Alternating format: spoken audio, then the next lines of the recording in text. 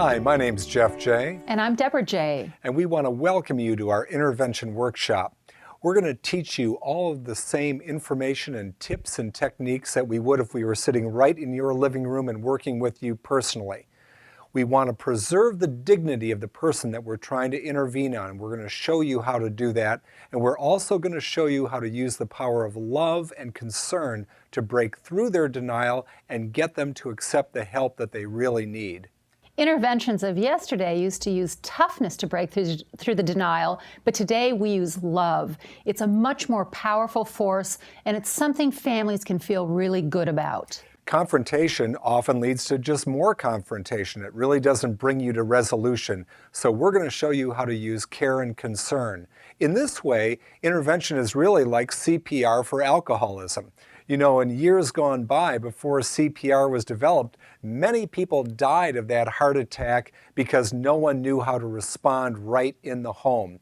And like CPR, intervention is something that you have to learn. You wouldn't make CPR up off the top of your head, and you're not going to make up an intervention technique that's going to be successful just off the top of your head. So we are going to show you step by step how to plan and prepare and rehearse so that you can carry out a good structured family intervention.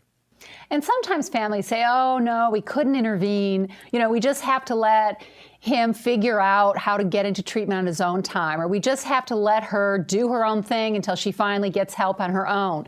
But what's important for you to realize is that no alcoholic wakes up one morning and says, gosh, this is a great day for treatment. The same way no addict says, my goodness, this is a good day for me to get involved in a 12-step program and get sober. It's always something that intervenes. Usually, it's an unorganized jumble of negative consequences, even personal tragedies, over a course of years and sometimes decades before anybody chooses to get help. That's right. You know, I'm a recovering alcoholic and addict, and this is what one looks like. And I can guarantee you that I did not wake up one day and say, boy, I think I'll be an alcoholic when I grow up. And by the same token, I didn't wake up one day and say, well, I think I'll clear my schedule for a month and go off to treatment. Something had to happen. In this case, it was my parents who intervened on me and brought me to that moment of clarity that opened my eyes, so I realized that I really had to get help, and I was able to get help and get better and live the great life that I have today.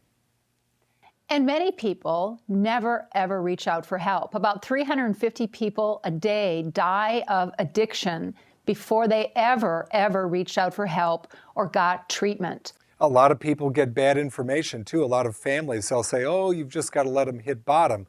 Well, as Deborah is saying, bottom may be death. And we also know that people end up in jail, people end up with serious health problems, and for some people, maybe the losses are quieter, the loss of family, the loss of potential. Yes, what we want to do is raise the bottom to right now. We want to bring together all the most important people in the person's life, train them and rehearse them very carefully so that we can bring about a very powerful experience for the addicted person and get them to accept help. Because when we intervene, the family takes charge. We no longer leave things to chance. That's right. So maybe we can talk a little bit about the disease of addiction and the different names we use to describe this disease in society. For instance, alcoholism. Or drug addiction. Prescription drug addiction. Chemical dependency. Or inhalant abuse. And as we go through our intervention workshop, we will use a lot of these terms interchangeably. We may say addiction or alcoholism or chemical dependency, but we're always referring to the same addictive disorder, the same addictive disease. Because remember, as a society, we put different stigma on different drugs. So we use different terms for the addiction to different drugs, but the brain doesn't know the difference. To the brain, a drug is a drug is a drug. Once it's addicted, it doesn't matter what the drug is. And you may be asking yourself right at the beginning now, how can I be sure that the person that I'm concerned about really is an alcoholic or a drug addict? Well, there are a lot of tests that you can take, little checklists that you can go down, 20 questions or what have you, but there's really only one question that you have to ask. And here it is. Does the person that I'm concerned about continue to have repeated negative consequences as a result of the drinking or the drugging? And do they continue to drink or drug anyway? If the answer is yes, then there is a very high likelihood that there is a problem and that something needs to be done about it. Many families ask the question, can we do an intervention without hiring a professional interventionist? After all, the cost of hiring a professional might be prohibitive for some families. And the answer is yes, many families. When they get the right information, they follow the directions, they do all the planning, all of the preparation, are very successful at doing an intervention without a professional present. After all, when intervention was developed in the 1960s, there were no professional interventionists. That's right. You know, this was a technique that was developed for families to use. And so we want you to know that if you're very careful about following these directions and watch the entire video workshop, you're going to be very well prepared to do this intervention on your own. Now, there are some specific times when you really need a professional interventionist, and we will go into those later in the program. But for the most part, most families are able to do this on their own if they're careful about following the directions. That's right, but we will really explain to you when you need to hire a professional, what circumstances make that very, very necessary, and as a team, you can make those kinds of decisions. If you are doing the intervention on your own, though, we usually say, as a rule of thumb, take at least 2 weeks to prepare.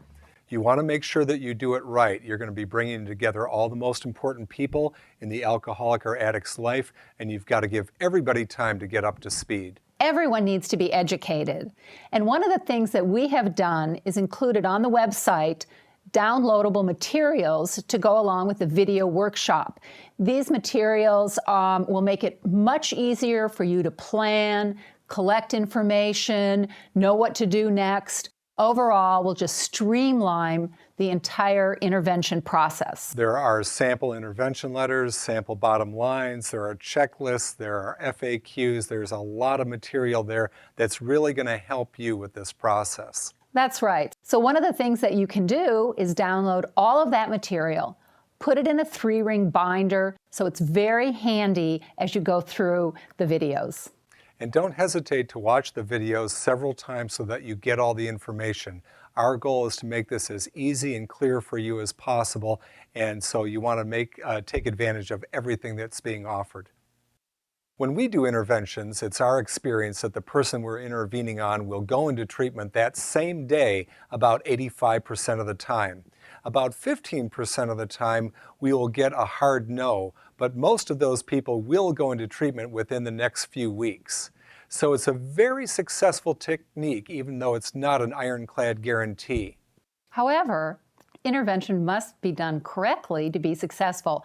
Oftentimes people say, oh, we've done this family intervention, but what they've really done is they've rushed in, no planning, no education, no preparation. What they're really doing is ambushing the alcoholic or the addict, and it ends up being a miserable failure. So preparation is always the key. You need to learn what to do. You need to follow all of the directions step by step, very diligently and very carefully. That's right. Part of the goal of this intervention workshop is that you really learn everything that you need to do this successfully, and how to deal with a tough outcome if you have one, and how to deal with a successful outcome too as you work through the treatment process and into recovery. One of the things that we want to accomplish as well is just to help you to make the decision about whether intervention is right for you and your family. That's right. When you watch this video workshop from beginning to end, if all the members of your family watch the video, you're going to have a very good idea if intervention is the next best step for your family. Because you're going to go through the step-by-step directions and you're going to make a decision. Can we do this, or do we need to find some professional help? That's right, because if you say, yes, we want to do an intervention, the next thing to decide, and make this as a group decision, a family decision, do we feel confident that we can do this on our own, or do we think we need to hire a professional? Sometimes you'll have a split. Some people will say, yes, we can do it on our own. Others will say, no, no, no, we have to hire a professional. If that's the case, go back, review the guidelines, what we tell you, when you need to have a professional. If you still can't agree, pay for a consultation with an interventionist for an hour. Talk to them, get their advice, see what they think. I think, though, that after you work through this entire video workshop, you're going to feel much more confident about the whole process. And as we said earlier, most families are able to do this on their own without hiring a professional. That's right. Just remember, before you try to intervene, watch the entire workshop. No shortcuts. Read all of the downloadable materials, because that's what's going to ensure the highest probability of success. You can do it.